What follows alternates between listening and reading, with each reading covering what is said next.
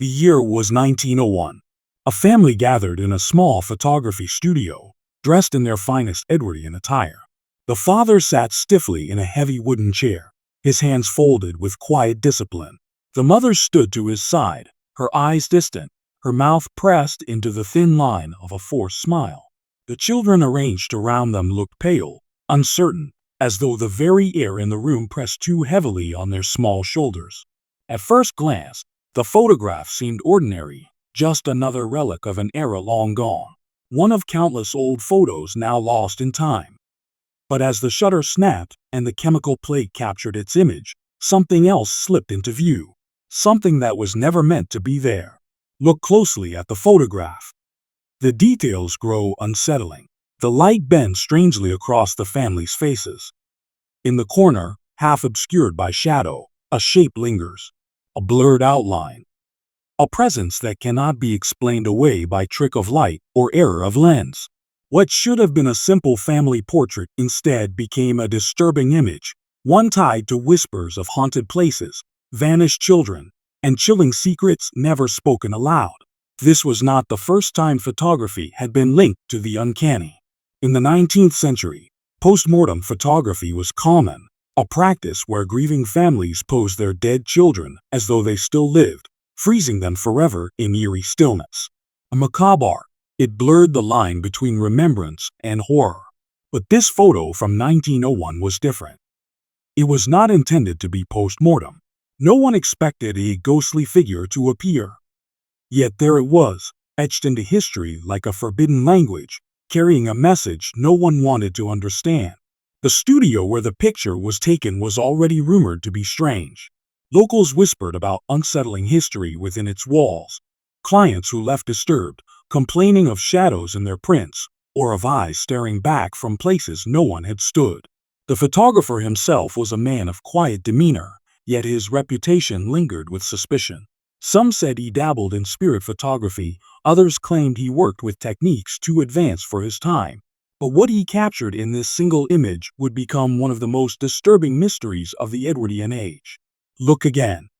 Focus on the smallest child seated at the mother's knee. Her hands are folded too neatly, as though arranged by someone else. Her eyes stare just past the camera, not into it, but beyond, at something unseen. And beside her shoulder, faint but undeniable, a hand rests gently against the fabric of her dress. A hand that belongs to no one visible in the room. A hand that should not exist. The family insisted there had been no one standing there. No one moving behind them. No trick of reflection or mirror. Yet the image says otherwise. This is the eerie detail that transforms the portrait from innocent to sinister. This is the detail that made some whisper of vanished children, ones never spoken of in official records, but remembered only in silence and dread. When the photograph was shown in private circles, reactions were immediate. Some gasped in horror, others insisted it was proof of the dead returning. A ghostly child. A forgotten sibling. A lost soul reaching from the shadows. But skeptics, too, had their theories: double exposure, deliberate tampering, or a damaged plate. And yet, none of these explanations fully fit. The more it was studied, the more the mystery deepened. This single photograph became a window into the family's sinister past. Rumors spread of a mysterious disappearance, a child gone missing years earlier, never found. Was this the hidden truth behind the image? A haunting reminder of something the family wished to bury? Or was it something darker still, a presence not tied to blood, but to the very place where the photo was taken? The story of this photograph begins here, with a single shutter click in 1901. An innocent moment turned into a chilling secret. A frozen instant that carried whispers of haunted places, disturbing images, and hidden truths waiting to be uncovered. But this is only the beginning. What lies behind the eerie details of the photograph? Who was the hand that should not have been there? And what dark history connects this family to one of the most unsettling mysteries of their time? The year was 1901, and the world itself seemed caught between two ages, one of tradition and one of terrifying change. Queen Victoria had just died, closing the long, suffocating chapter of the Victorian age. Across Britain and much of the Western world, people dressed in black mourning clothes, whispered prayers for the dead, and filled parlors with candlelight vigils. The obsession with death had not ended with Victoria's passing, it had only deepened. It was an era where grief became ritual, and ritual became obsession. Families often lived side by side with loss, as illness, accidents, and mysterious disappearances claimed loved ones with cruel regularity. Every street bore silent reminders. Funeral processions winding their way past crowded houses, church bells tolling for yet another soul.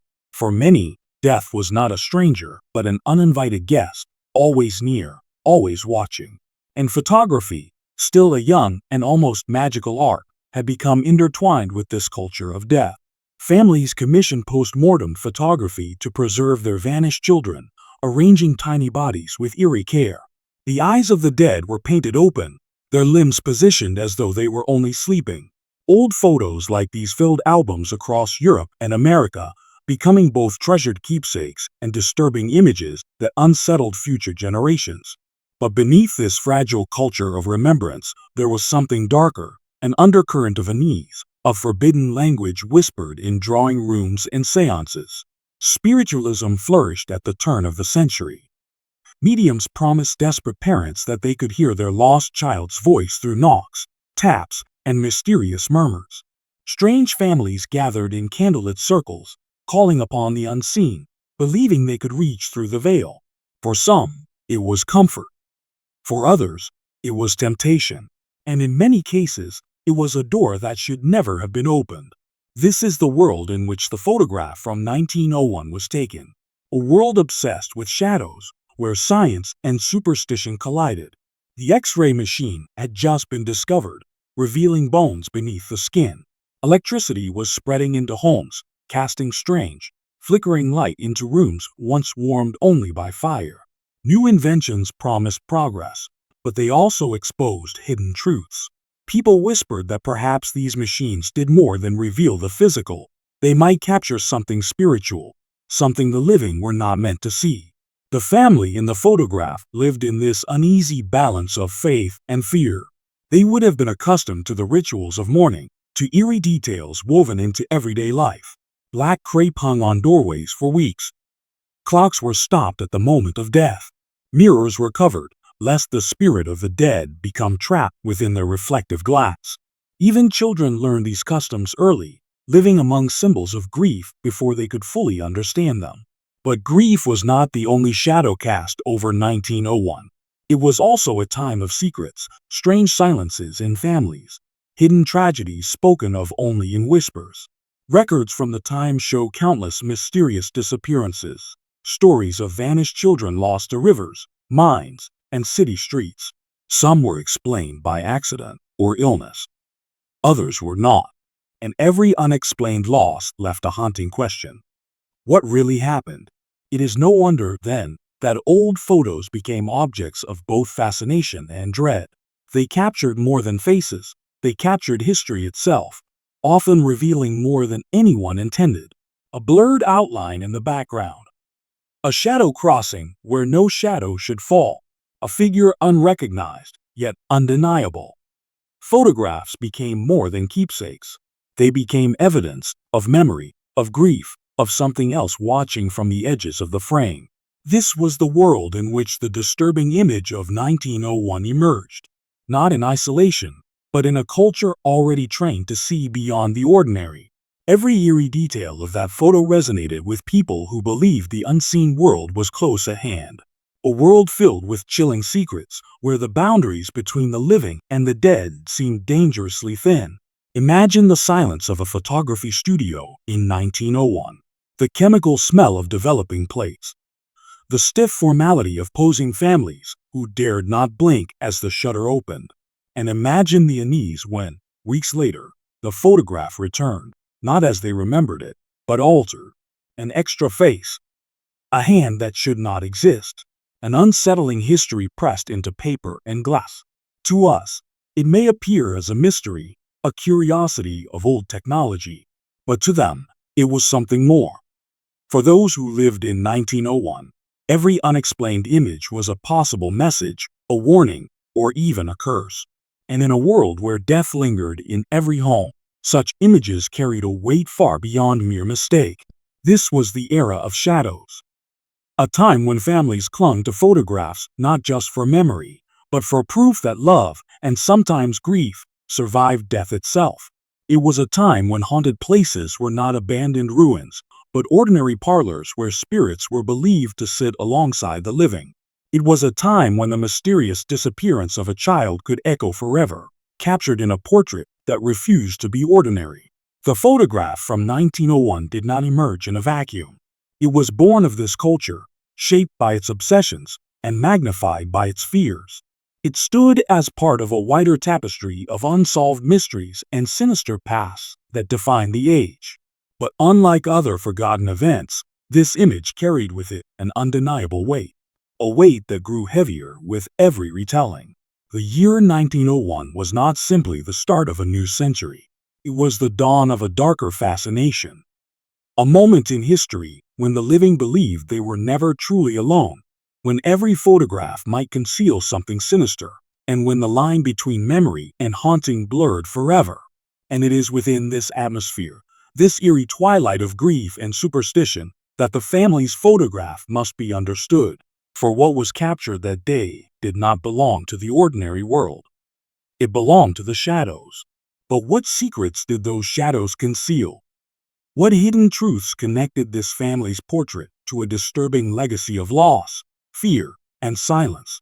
The photograph was born inside a modest studio, a place that carried more unease than comfort. From the outside it appeared ordinary, just another shop tucked along a quiet street. But inside, the air was thick with the sharp bite of chemicals.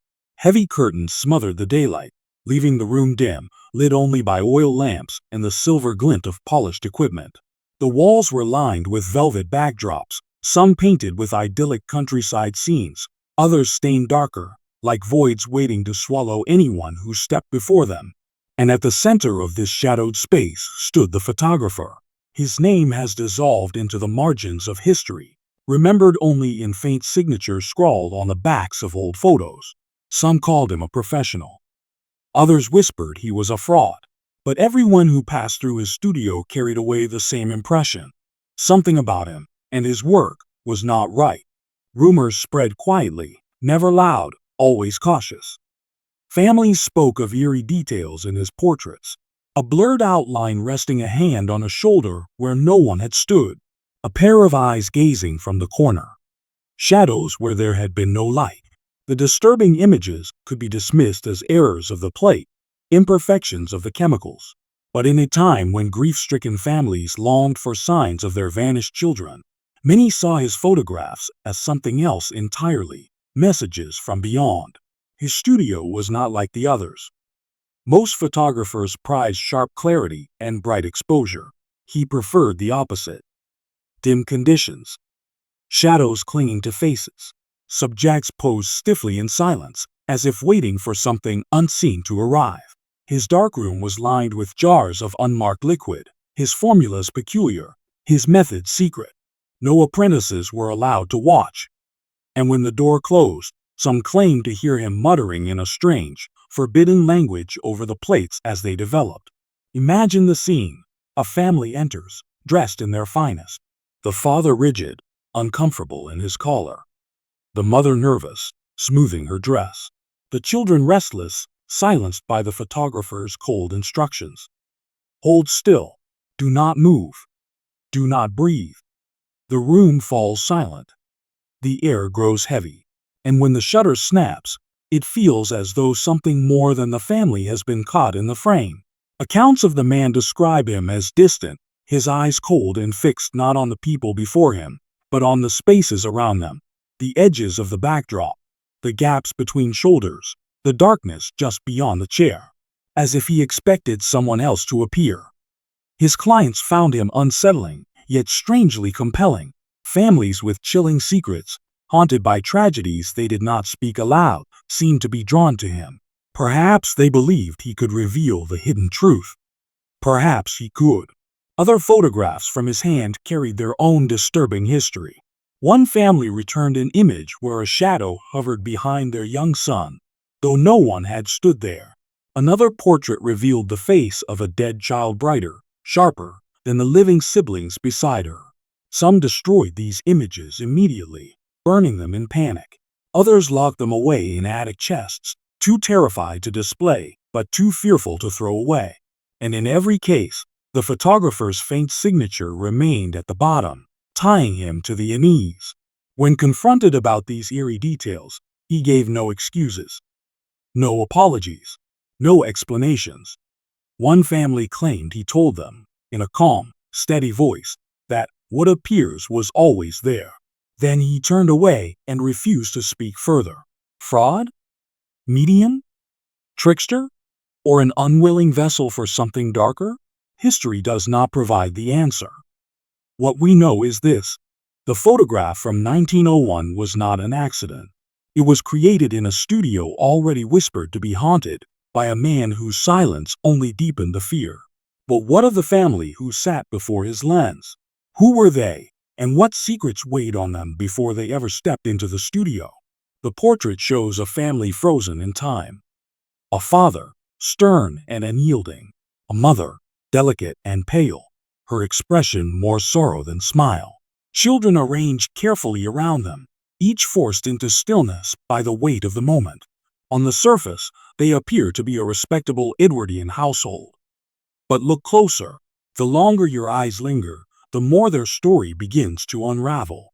The father's name appears faintly in parish records of the period. He was a clerk, modestly employed, but burdened by debts that he tried to keep hidden.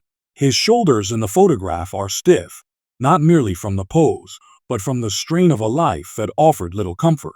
Behind his rigid posture lies a man haunted by something unspoken, something that weighed on him long before this picture was taken. Beside him, the mother tells a different story. Her eyes are not directed at the camera, but slightly downward, as though fixed on a thought she dares not voice. She wears the dark clothing of mourning, though no public record confirms a recent death. It was not unusual in 1901 for women to dress in black for extended periods, especially if they had lost a child. But here, her attire seems too deliberate, too solemn. She looks less like a woman posing for posterity and more like a widow locked in a grief no one dared discuss aloud. Then there are the children. Their presence is perhaps the most unsettling detail. One daughter sits at the mother's knee, her small hands folded with unnatural precision. Her expression is hollow, her gaze misaligned with the lens. Another child, standing at the father's side, appears uneasy, as though caught in the tension of something he does not understand but feels nonetheless. They seem less like siblings sharing a moment together, and more like strangers forced into proximity. In Edwardian times, families were expected to project strength and unity in photographs. Appearances mattered. But here, there is no unity. Each face looks isolated, lost in private thought. A strange family portrait, hiding more than it reveals. Rumors surrounding this household whisper of a vanished child.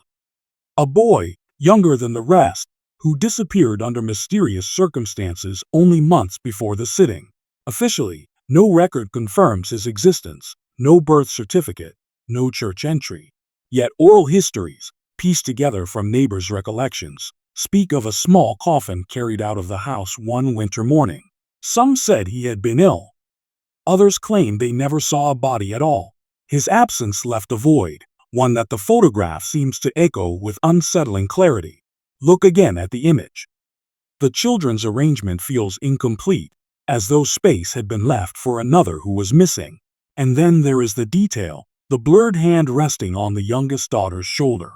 Could it be the echo of the boy who had vanished? A fragment of grief captured in chemical silver? Or was it something darker, something the family themselves feared but dared not admit? Behind closed doors, households like this one often carried chilling secrets. Hidden abuse, illegitimate births, diseases kept silent for fear of shame. These were not the stories written in parish books or family records. They were buried beneath silence, allowed to rot unseen. But sometimes, silence leaves traces, small details, unsettling history hidden in plain sight. The mother's downward gaze. The father's tense jaw. the unnatural stillness of the children, and that faint, inexplicable hand. Altogether, they tell a story no one wanted revealed. Neighbors later recalled that the family rarely spoke of the child they had lost. When pressed, the father grew cold, dismissing questions with a look that ended the conversation. The mother turned away, her lips trembling. The surviving children never spoke of a brother at all, as if silence had been forced upon them. The mysterious disappearance was erased from memory, rewritten as though it had never happened. Yet the photograph betrays them. It whispers of the hidden truth, preserving what the family tried so desperately to conceal. There is one final detail that lingers. In the corner of the image, faint but visible, a shadow seems to stretch unnaturally, its angle impossible with the light in the room. To some, it was nothing more than a flaw of the plate. To others, it was the mark of something sinister, a presence clinging to the family, drawn not by accident, but by the darkness of their own past.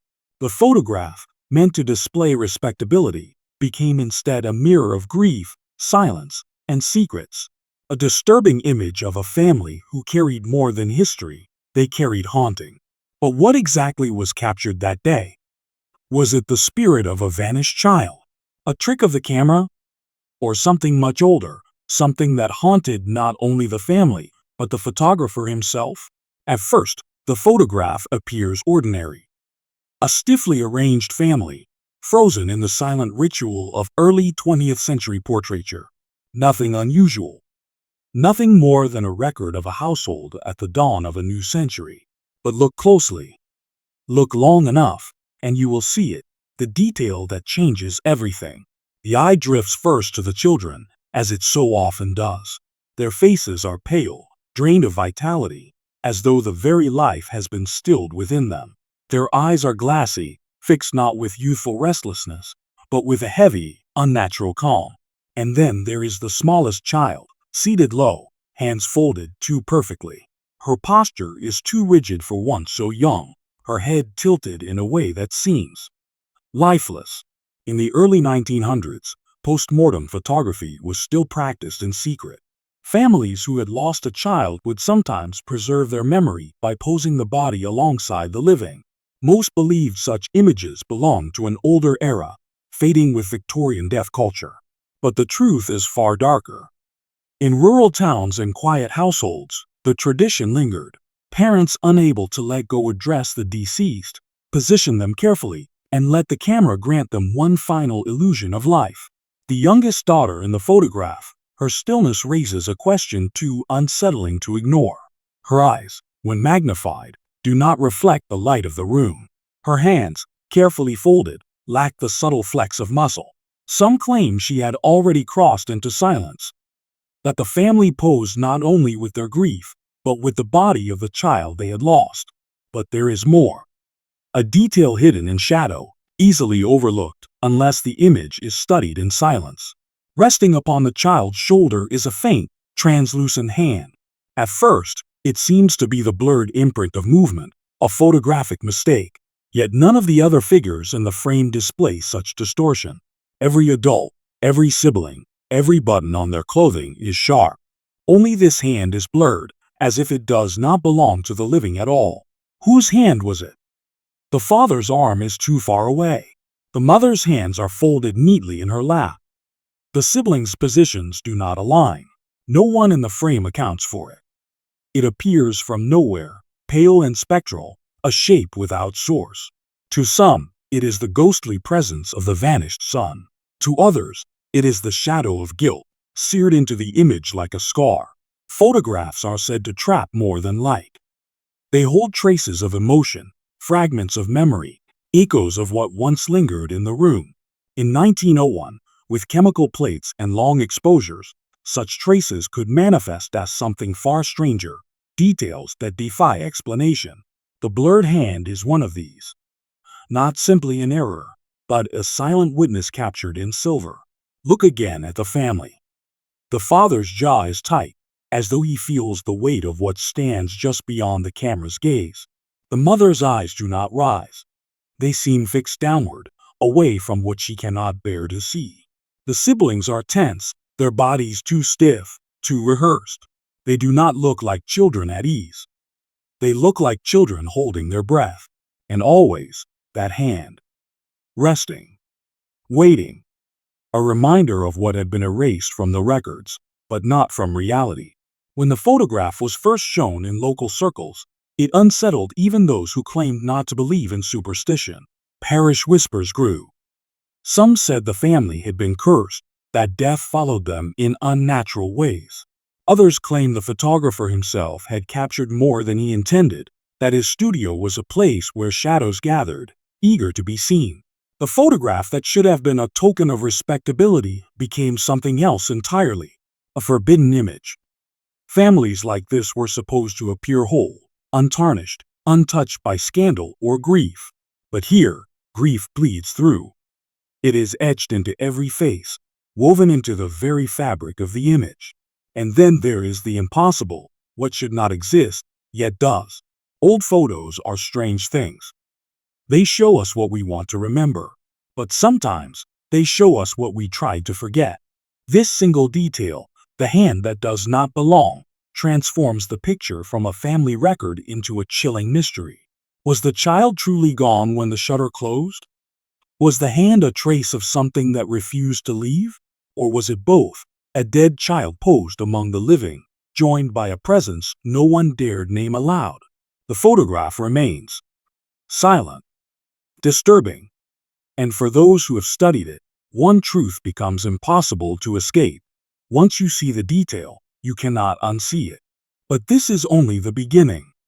For hidden in the family's history are secrets darker still, secrets that connect this portrait not only to grief, but to something older, something forbidden, something that had been waiting long before the picture was ever taken. Some photographs demand questions. Others demand silence. This one, however, refuses both.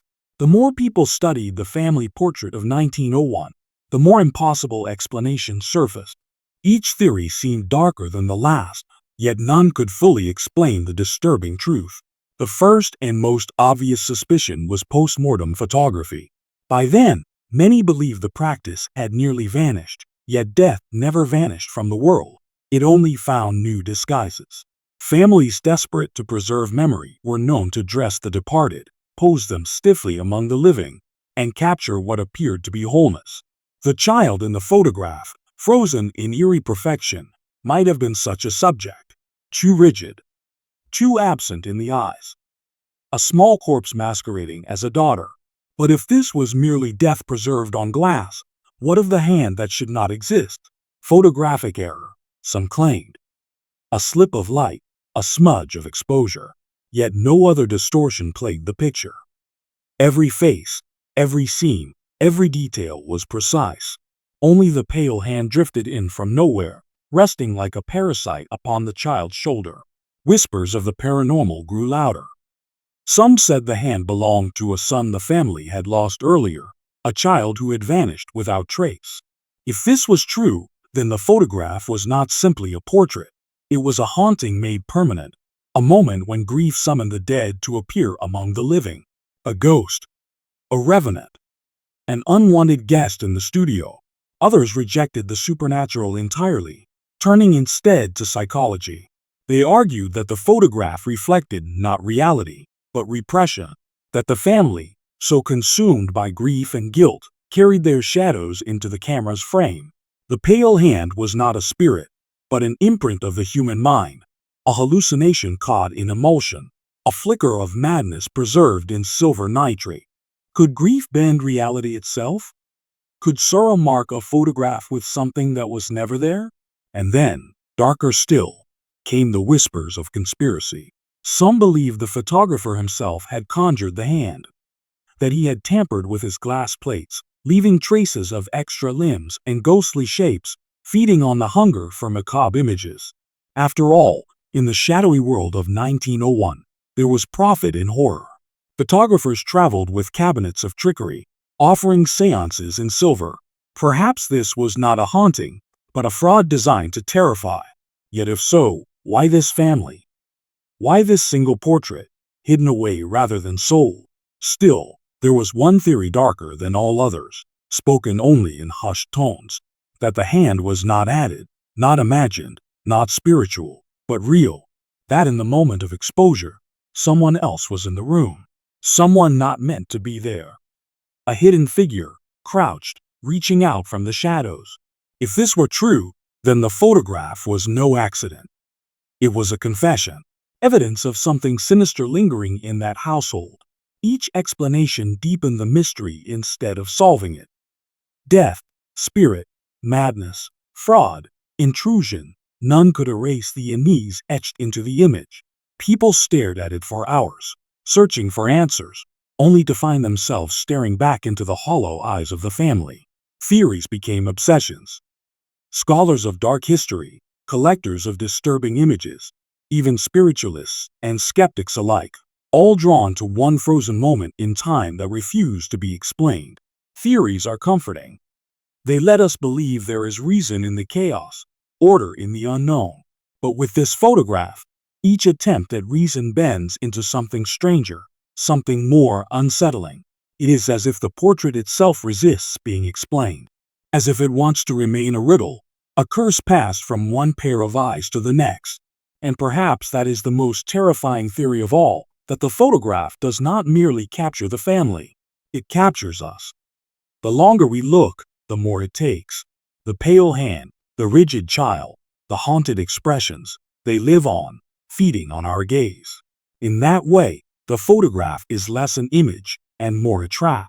What truly happened in that studio on that forgotten day in 1901 may never be known, but the photograph remains, heavy with impossible details, pulling all who see it into the same spiral of speculation. Every theory is both a doorway and a dead end. None bring peace, because sometimes the truth is not meant to be found. Sometimes the impossible lingers because it was never meant to leave. Whispers have a way of outlasting truth. Long after the photograph faded from memory, the stories surrounding the family began to surface. Behind the posed faces and stiff clothes, behind the blurred hand and lifeless child, there was a history darker than any frame could capture. Neighbors spoke of them in hushed tones. They were respectable enough in appearance, but something about their home unsettled those who passed it. Curtains drawn at all hours. Windows that never opened. At night, faint sounds carried through the walls, not music, not conversation, but something else, something that sounded like a low murmur in a forbidden language. Children in the town whispered that the family performed strange rites, rituals not meant for Christian soil. Adults dismissed it as superstition, yet their eyes betrayed unease. The tragedies began quietly, each one cloaked in the ordinary misfortunes of the time: illness, fever, stillbirth. In the early 1900s, such things were common. Yet in this house, they came too often, too relentlessly. 3 children lost within a span of 6 years. One daughter vanished without a trace, said to have wandered into the woods and never returned. A son drowned in the well behind the property, though no one could explain how he climbed the stones to fall inside. The family grieved in silence, speaking little, burying quickly, leaving no markers. But the town remembered. And when the photograph emerged, the whispers turned into accusations. The youngest child in the image, the one with lifeless eyes, was she one of the lost? Had they posed her body in the studio, unwilling to admit another death? And the hand that lingered in the shadows, was it one of the missing children, returned to accuse them? Dark history often hides beneath respectability. This family, once considered pillars of their small community, were said to keep secrets behind locked doors. Visitors reported strange drawings on the walls of the cellar, etched in chalk and never explained. Faded symbols that resembled nothing from the Bible, nothing from schoolbooks. The town priest, when asked, refused to speak of them. Some things, he muttered, are better left unspoken. But silence does not erase. It festers. And soon, rumors turned sinister. Some said the father was involved in old-world occult practices, carrying knowledge from ancestors who had whispered to the dead. Others claimed the mother, pale and silent in the photograph, had gone mad with grief and began to speak to her vanished children as if they lingered still in the house. Neighbors swore they saw her in the yard, calling into the night.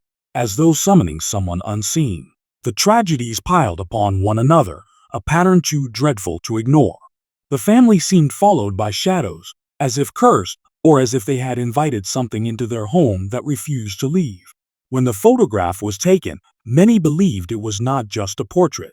It was a record of their grief, their losses, their sins. Look again at the faces in the image. The father's jaw clenched, eyes heavy, as though weighed by unspoken guilt. The mother's gaze lowered, refusing the camera's truth. The children, stiff, uneasy, carrying the burden of silence far beyond their years. Each expression hints at tragedy, at secrets too heavy for daylight. And perhaps that explains the photograph's disturbing power. It is not only the blurred hand, nor the lifeless child. It is the knowledge that this family carried tragedies they refused to confess. That the photograph, frozen in silver, captured not just their likeness, but their sorrow, their shame, their haunted past. Collectors of disturbing images would later find the portrait and remark that it felt cursed, not because of what is seen, but because of what is known. To look at it is to feel the weight of their tragedies pressing forward through time, refusing to stay buried. Yet even this is not the end. Because hidden within their history lies something darker still, a tragedy not spoken aloud. A truth that even the town, with all its whispers, dared not fully voice. What had they done to bring such loss upon themselves? Was it coincidence, misfortune, or something else, something they had chosen, something that invited death into their home again and again? The photograph is not merely an image. It is a doorway, and behind that doorway lie tragedies the family fought to keep buried. Tragedies that still reach out, across more than a century, to touch us when we dare to look too closely. Photographs are meant to freeze a moment in time, but some refuse to stay still. The family portrait of 1901 did not remain where it belonged. It wandered, it lingered, and wherever it appeared, unease followed. The first to speak of its unsettling power was the photographer himself. Not long after the sitting, he closed his studio without warning. His reputation, once respectable, crumbled overnight. Those who knew him claimed he suffered nightmares, waking drenched in sweat, insisting that the faces were still watching him. When asked what he meant, he refused to answer. Within a year, he vanished from town entirely, leaving behind only the abandoned studio and the ghostly portrait he should never have taken. The photograph did not remain hidden. It surfaced years later, passed between private collectors of disturbing images, those obsessed with post-mortem photography and forgotten tragedies. Many describe the same experience. The sense of being watched, the feeling of cold air gathering in the room where it was displayed. One collector swore that the blurred hand upon the child's shoulder seemed to grow clearer over time. Its shape more defined each time he looked. He sealed the image in a trunk, yet claimed he could still feel its presence pressing against the wood at night. Whispers of curses began to cling to it. Families who owned the print spoke of sudden illnesses, inexplicable losses, and strange noises echoing through their homes. A man who hung it in his study found his children speaking to the wall where it was placed, whispering answers in voices not their own. A woman who inherited it reported dreams of a child standing by her bed, eyes pale and unblinking, whispering words in a forbidden language she could not understand. Skeptics dismissed these stories as hysteria. They argued that the image was nothing more than a relic of an age fascinated by death. But even skeptics admitted something about the photograph unsettled them. One historian of dark history who studied it wrote in his notes, "I do not believe in curses. Yet when I leave the image behind, I still feel it following me." The haunting aftermath was not confined to private homes. At least one museum attempted to display the portrait as part of an exhibition on unsettling history and Victorian mourning rituals. The curators hoped it would draw fascination. Instead, visitors complained of nausea, headaches, and the overwhelming sense that someone was standing too close, breathing at their neck.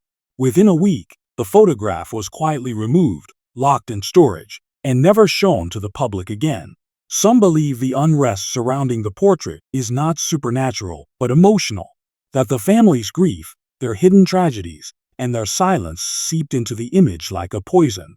Photography, after all, is not just light and shadow, it is memory, emotion, fragments of what once lived. If their sorrow was heavy enough, could it have stained the picture itself? Could the blurred hand be not a ghost, but grief given form? Others, however, insisted it is more than sorrow. They point to the pattern of misfortune, the whispers of rituals, the symbols scrawled in their cellar. They argue that the photograph does not merely reflect grief, but something invoked, something invited into their lives that refused to let go. If true, then every owner of the portrait becomes part of the same chain, cursed to carry what the family began. The haunting aftermath stretches further than any one collector, any one museum. Even now, those who encounter the photograph, whether in dusty archives or hidden collections, describe the same sensation: a tightening in the chest, a heaviness in the air, and, most disturbingly, the faint outline of a hand resting upon their shoulder when no one else is in the room. The family in the frame is long gone. Their house decayed, their names scattered to forgotten records. But the photograph lives on, carrying their shadows into every place it travels. It is not simply a relic. It is a contagion, a fragment of sorrow, of guilt, of something older than grief, infecting every pair of eyes that dares to linger too long. Look at it once, and it unsettles. Look at it twice, and it follows. Look at it too long, and it may never let you go. The photograph should have been a memory. Instead, it became an inheritance, a curse passed through time, one chilling detail at a time. And it is not finished yet. Because hidden within its history lies one final secret, one final truth, buried deeper than whispers, darker than grief. A truth that explains why this image should never have existed, and why it still exists today. For decades, the portrait of 1901 drifted in silence, passed from one reluctant hand to another. Some hid it away, others destroyed copies, and more than a few swore never to speak of it again. Yet history has a way of clawing back what we try to bury. And so, the photograph resurfaced. The story begins with an estate sale in the late 1970s. A house, long abandoned, was cleared of its belongings. In a trunk, beneath layers of moth-eaten clothing and yellowed letters, lay the portrait.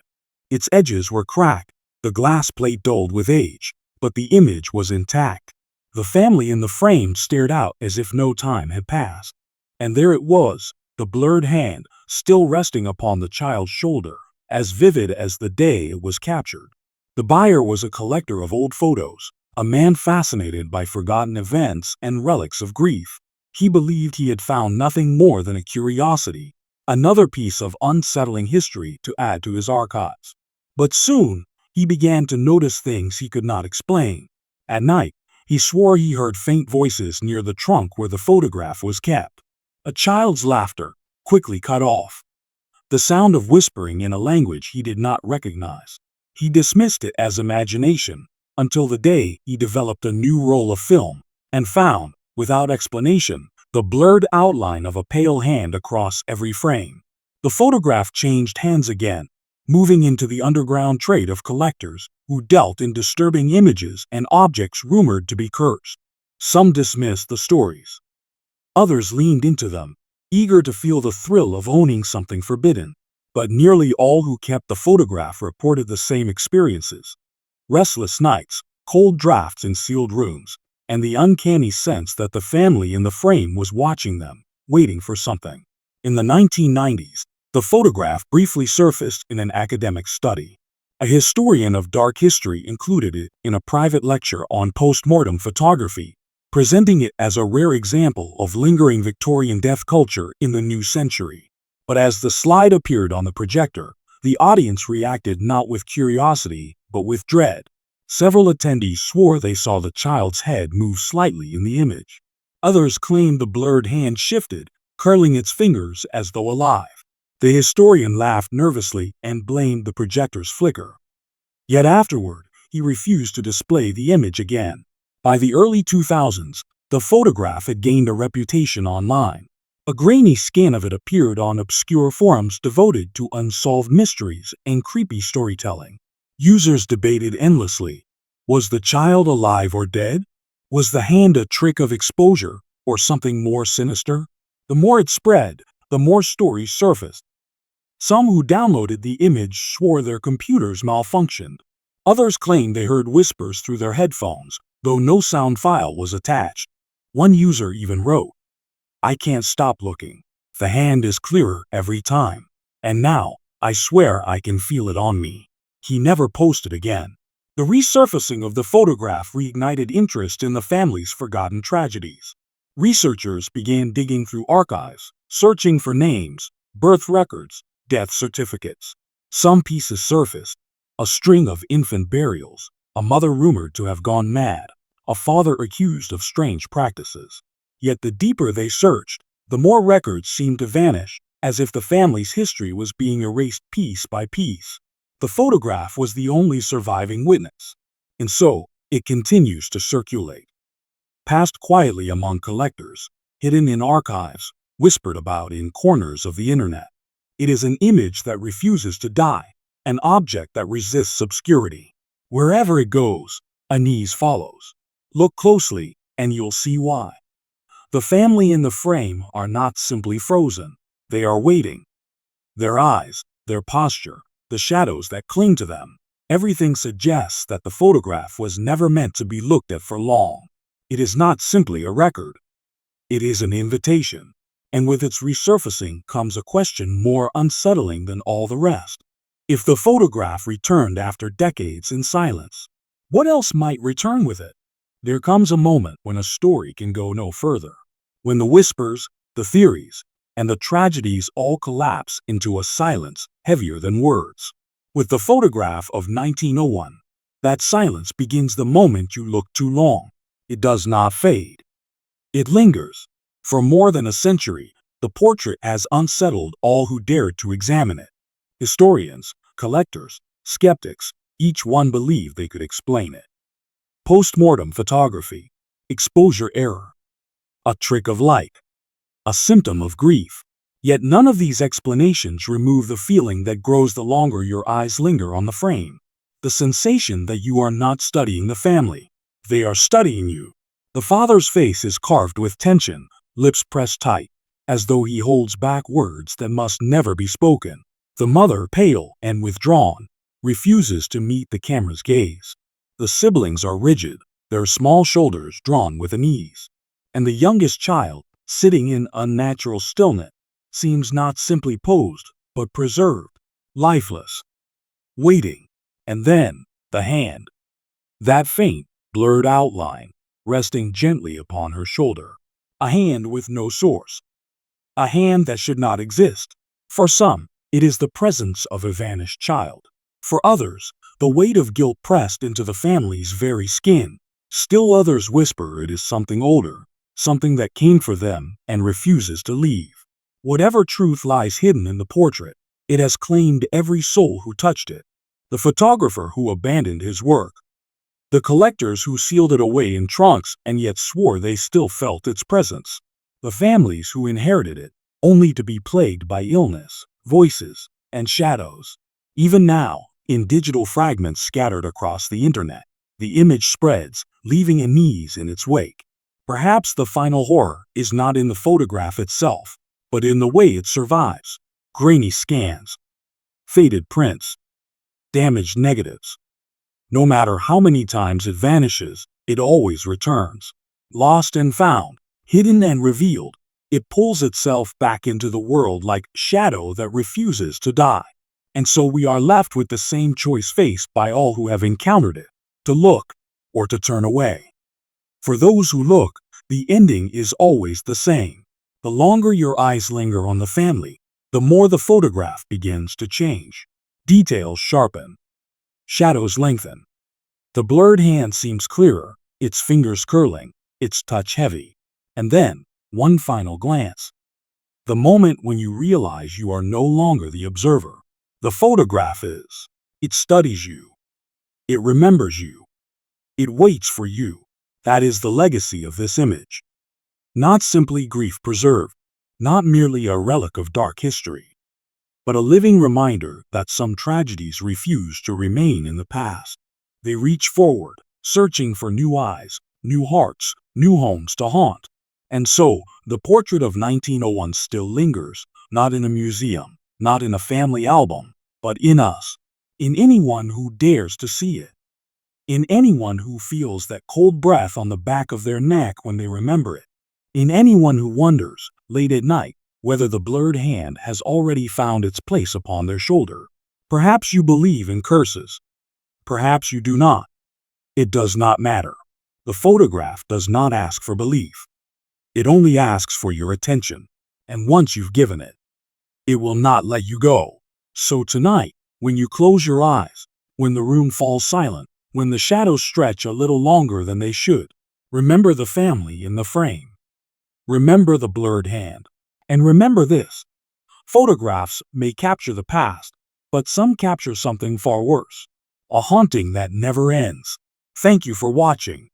But do not linger too long on what you've just seen. Some images follow us when the lights go out, and some details are clearer in the dark.